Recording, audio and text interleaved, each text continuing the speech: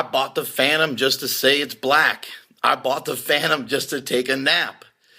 I'm balling so hard, I need a jersey on me. This is Mark Bell from SuperTraining.tv, Super Training Gym, the strongest gym in the West, answering more questions today for the Power Project.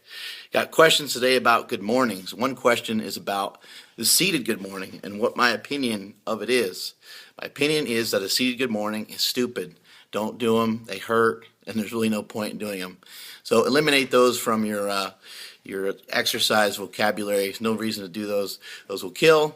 Kind of like the old school kneeling squat. No reason to ever do those either. Those are painful. And there's sometimes you got to realize there's reasons why exercises don't stand the test of time. And usually it's simply because they're stupid or they don't work. Another question about good mornings. A guy said, I noticed that you like to use good mornings instead of stiff-legged deadlifts. And the reason for that is that I just like to mix it up. I do use stiff-legged deadlifts from time to time, but I also like to use good mornings. I like the fact that it takes the weight out of your hands. I would also say this, that trying to do good mornings without a specialty bar can be kind of a pain in the ass and not work out so great. So I have a giant cambered bar in my gym, and that makes good mornings more comfortable. It makes them a little bit easier to manage. The weights are, it's on a cambered bar, a bar that goes straight across here and then down, and the weights are way down here. So it swings like it's on a pendulum. You guys have seen me do that many times at supertraining.tv. Seen a lot of videos of that. You can do a regular good morning out of a rack. You can stand up and go downward and get the eccentric portion and the concentric portion, or you can do like an Anderson squat / good morning, aka a suspended good morning, and those are very effective as well, where the weights are suspended at various heights, whatever height you want to put them. You set them up in some chains. Go buy some heavy-duty chain from Home Depot.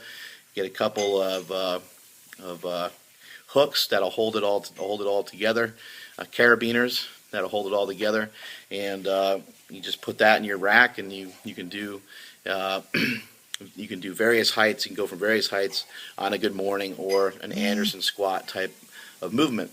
But what I also like about the good morning is really, in my opinion, it helps mimic a shitty squat. Helps mimic when you're getting stuck in a squat. For me, I tend to fold over like a sandwich. And I really, my chest comes down, my head goes forward, and I end up basically in the same position as a good morning. So rather than just trying to be a stickler for technique and try to always improve technique, which is kind of limited in a lot of ways, I figure why not try to blast through those range of motions, strengthen those range of motions, force myself to go through those shitty positions. I call it lifting like shit. There's exercises like that. Such as good morning. There's other exercises such as deficit deadlifts. All those kinds of ranges of motion are going to put you at a disadvantage, and that's exactly what you're looking for, especially in accessory movements. And that leads me to my next point. A good morning is not great as a max effort exercise. You can go heavy on them. You can push them hard for sets of 3 and even a heavy single and all that, and they can be effective for that. But I think you're better off doing some volume. I think it's a better assistance exercise, kind of like a curl. Like you go up and do a curl. Like, can you do 1 rep max curl? Sure you could. You can, but it's dumb. Just because you can doesn't mean you should. And with in the case of a good morning, they're better off, in my opinion, used for sets of 3, sets of 5. Oftentimes what I'll do is I'll do a set of 3, add 20 pounds, do another set of 3, add 20 pounds until death occurs, and then move on to something else. But the repetitions are going to really help you. You're trying to build your strength and not necessarily test your strength, especially on these secondary barbell movements and assistance exercises. The good morning is good to build up the glutes, hammies, lower back, mid to upper back. Those of you who don't have any sort of specialty bar, you can use a straight bar for good mornings, but it's difficult. Most people become overextended. They arch up way too hard. It puts a lot of stress on their lower back. In order to do a good morning properly, you have to really just bow from the hip. I think that's how it got its stupid name, the Good Morning. You have to really bow from the hip and push your hips back and just allow your back to kind of relax. But it's very difficult to do with your arms wedged in there like this on a regular barbell. If you are going to do any sort of Good Morning with a regular barbell, I would suggest that you do it suspended, and that'll allow you to kind of get underneath the bar with a slightly rounded back, with a slightly neutral back, and then you can kind of arch it up from there and get the weights up whatever way you can from there. It's okay to turn your Good Mornings into a little bit of a squat when you're trying to go a little heavier. That'll just kind of protect your back. You'll get your legs involved a little bit.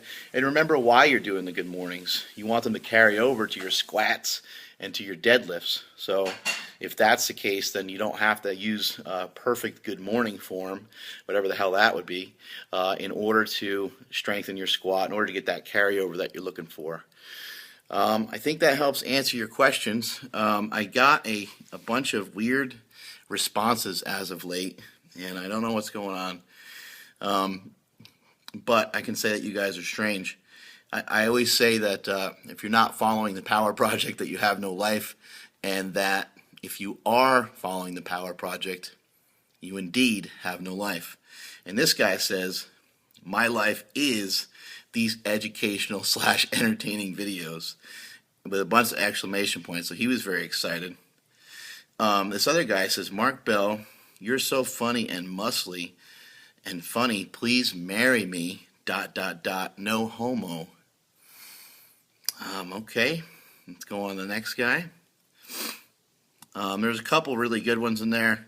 Somebody also said that they think it's dangerous that I sometimes film these without my shirt on.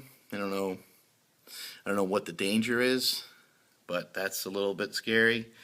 And there's a couple other good ones in there.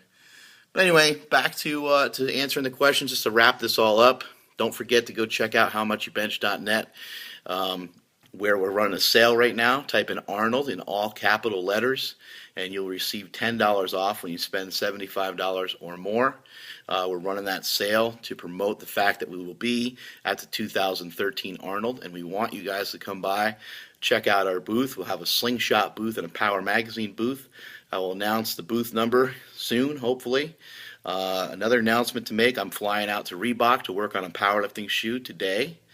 And I'll keep you guys updated on as much as I can on that topic. What the hell else is going on? Check out thepowermagazine.com, where I take Mr. Robot Pants, interviews me, taking you through my journey from being fat to jacked. We also have slated on the issue, we have Derek Poundstone, John Anderson.